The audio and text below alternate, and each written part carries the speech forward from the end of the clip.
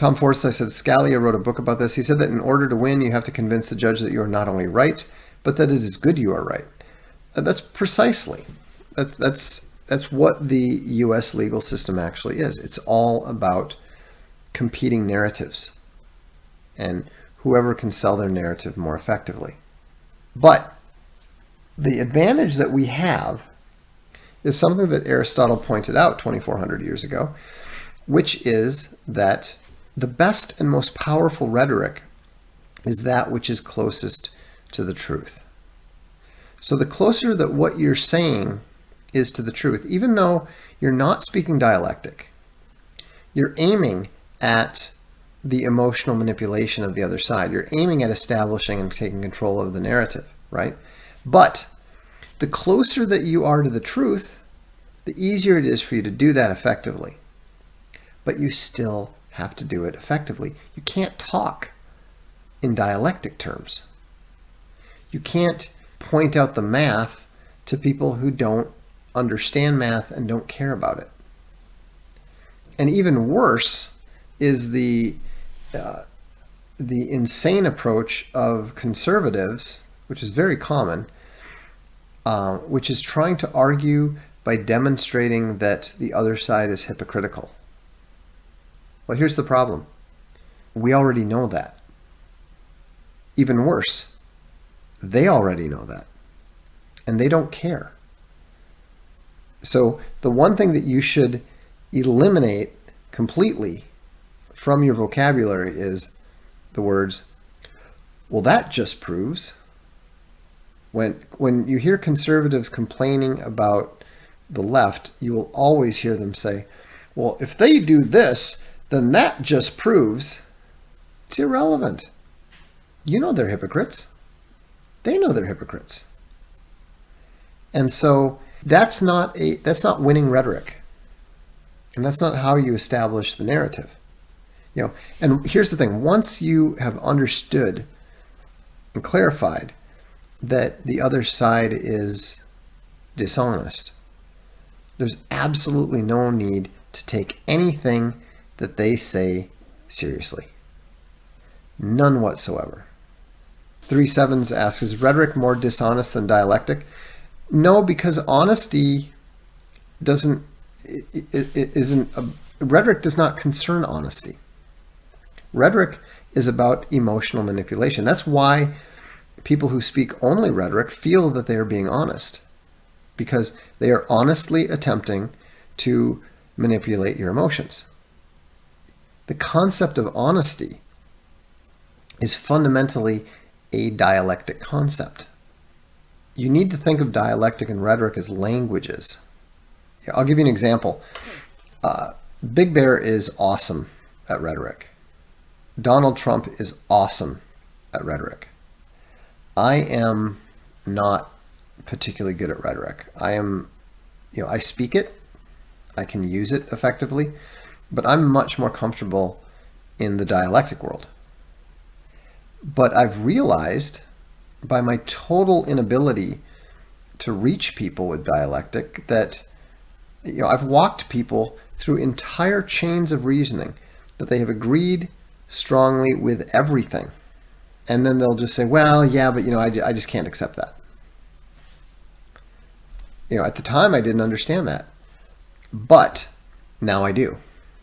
Because the person was not in an emotional state that permitted them to accept the truth of the dialectic. So for example, Big Bear and I were talking about free trade. And I have repeatedly and thoroughly demolished every argument that exists for free trade. There is not a single argument for free trade that holds water, period. Yet after spending 10 minutes explaining this stuff to people, more than half the people that I was explaining it to still didn't accept it. Now this was insane. They were literally hanging on to nothing. And Big Bear said, your argument is correct and everything, but I would have just said, Ricardo, retardo. And everyone would have gone, yeah, Ricardo's a retardo, and rejected free trade because free trade is retarded. That's the difference between dialectic and rhetoric. And rhetoric is much more powerful. There's a reason why people like Milo and people like Owen get banned from places I've never even heard of, whereas I'm mostly left alone. And I was talking about that with Milo once, and he laughed and said, well, it's pretty easy to figure out why they leave you alone. Nobody understands what the hell you're talking about most of the time anyhow. I don't communicate to 80% of the population, maybe 90%. Whereas Big Bear and Milo are very, very effective at speaking to everyone because they speak in rhetoric. And there are people who Aristotle pointed out, there are people who can only change their minds through emotional manipulation or emotions derived from experience. They're not capable of changing their thinking on the basis of information. And information is a set that includes reason, logic, etc., etc. You can make whatever case you want. You can make as flawless a logical case backed with empirical evidence that you can, and it will still fail to move the rhetorically limited. So you have to control the narrative on the basis of dialectic, rhetoric, and understanding who and what you're dealing with. Don't reason with the unreasonable. Don't grant, don't play fair with the unfair. Don't grant any ground to those who will take a mile for every inch you give them. So the more that you follow and examine and analyze disputes between people, and you can do this in your social circle, just watch two people discussing something like, where the group should go to dinner. And you can see how the narrative flag gets planted and contested. And so